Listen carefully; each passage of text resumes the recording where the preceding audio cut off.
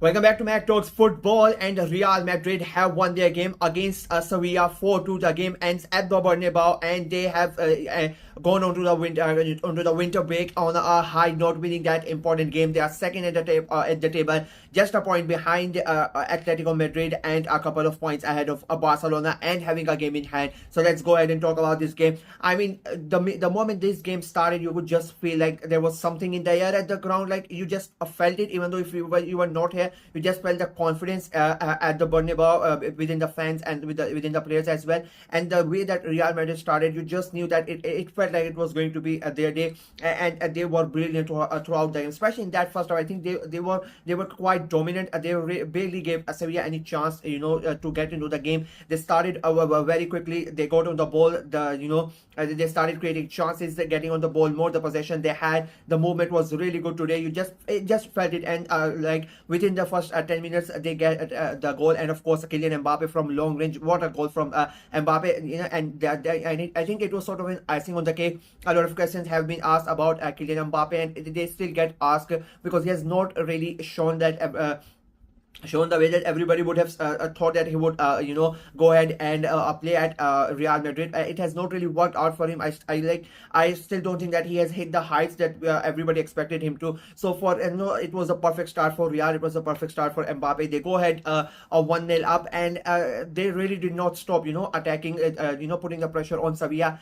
Credit to Sevilla, they did not play that good, but they made it hard for Madrid in a way to score. There were chances after chances from Real Madrid in the first half, but Sevilla kept on getting them, keeping them out. But in the end, again, that goal, that second goal, almost from the half line, 40 yards out, the way he takes the ball, just from Camavinga, takes a look up and shoots it, and that's the second goal. A great goal from Valverde, makes it 2-0, and then like a couple of minutes later, it's Rodrigo's attempt to get the goal, from the ball comes from the right hand side, and he takes the shot and becomes a 3-0. And that was basically game done and dusted, and everybody thought so. And I really thought that it was going to be a batting for Sevilla with the way the game was going on. But the after that third goal, like it was just still the Real Madrid fans were still celebrating. The animations were still showing on the screen, and from the restart, Sevilla come in, and within like three passes they scored the goal. Everybody was shell shocked. Nobody really knew what happened in the stadium, and the fans and the Real Madrid players are just looking at each other like, what the hell happened? And Sevilla scored the goal, and it becomes a 3-1. 3-0 is a very good scoreline. 3-1, it is like something. Even if you are playing that good, you still you have that lingering feeling. We go into the second half, and I think second half it was a much better game. Sevilla were much better as compared to the first half. They really did not let Real Madrid have that much freedom in the midfield. They basically they started to read their counter attacks, the way that they were moving. They read all of that, so it became quite good. And they themselves started going more forward, taking risks, trying to get that second goal, and even put more pressure on Real Madrid. But unfortunately for them, they were just not able to finish it off, finish their chances off. They had a couple of good chances. Courtois made a good save. They hit a crossbar as well. It just wasn't clicking for them. And to make matters worse for them, Real Madrid go on the other hand, and they score that goal. A brilliant link-up play between Mbappe and Ibrahim Diaz, and he scores the goal and becomes a 4-1 to Real Madrid. And again, you would have thought that basically the game is done and dusted, and it was basically done and dusted. Real Madrid, after that, they sort of came into that defensive unit where they just wanted to see the game out and repel any Sevilla attacks, to come closer to their goal, and it sort of a kind of worked for them as well. Like they were really good, if I'm being very honest with you. They really showed their maturity, and you're winning a 4-1 at Bernabeu. You don't want the other team to come back into the game. They did concede late on, and I think that goal could have been avoided as well. I mean, Courtois has to save that goal, like from near your corner, right hand corner, and you touch it as well. Courtois had to save that, but I don't think it is going to matter that much. It would have mattered if if it was a different side of a scenario, and Courtois let it go. I think that would have been a big problem. But in this game, I think it was 80th 58 minutes, Sevilla scored their second goal, and I don't think it is going to matter that much to Real Madrid.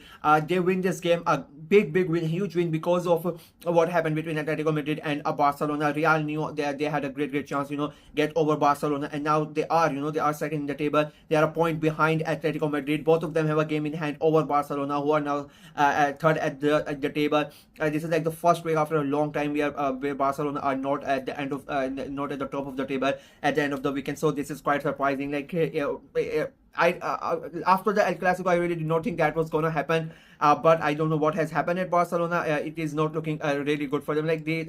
And especially last night game, like the luck is not favoring them, if I'm being very honest with you, because last night the way that they lost that game was like, football is cruel, it's cruel sometimes. But for Real Madrid, a great performance, like all four different goal scorers, and they did it without Vini as well. So like Mbappe again scoring, that is important for them. It is important for him, it is important for the club. They want their main superstar to keep banging in goals and start performing the way that everybody expects him to do. So this goal is going to help him as well. So now they go on a break on a high. They have the games. Now their next game is like during the New Year's Eve, and I think they are the only ones playing. They one game that against I think Valencia, if I'm not mistaken. I think they have that game. Apart from that, they are going to return after 2 weeks, so they have a good rest, so they can go in the festive period in a good mood. The fans are going to be really happy about it, winning the game at Bernabeu in a commanding and convincing fashion. It's a really good send off to the fans as well, and they would hope that when they come back, they start playing much better than they have had before the Christmas period, because let's be honest, the first half of the season Real Madrid have not been at their best. But again, this is Real Madrid not being at their best and still in the title picture, just a point behind the league leaders, their city rivals, and 2 points ahead of their fiercest rivals as well. Plus they have a game in hand over Barcelona, so I think they would feel really good going into the festive period. Then for me, like the thing with Real Madrid is going to be the Champions League scenario, because they are not doing that good in that competition. So I think their concentration might be on that, if I'm being very honest with you. Sevilla on the other hand, I mean in the first half they were barely there, if I'm being very honest. Like they were never in the game in that first half. Real Madrid completely dominated them. They had so much fun. There was so much freedom for them to play in that midfield. They barely literally owned Sevilla in every aspect of that game in the first half. They got a goal back. That was they showed maturity, like they showed a smart intelligence. They saw the atmosphere that everybody is so happy, and they're not really paying attention, going 3-0 up, and they took advantage of that, and they quickly go ahead and score the goal. Great cross and the great header as well. It becomes a 3-1. And in the second half, I think they were a lot better as compared to the first half, and they came at Real Madrid much more. It was a more 50-50 even with the tackles, because in the first half they let Real Madrid have their fun, and they really did not get close to them or try to stop them,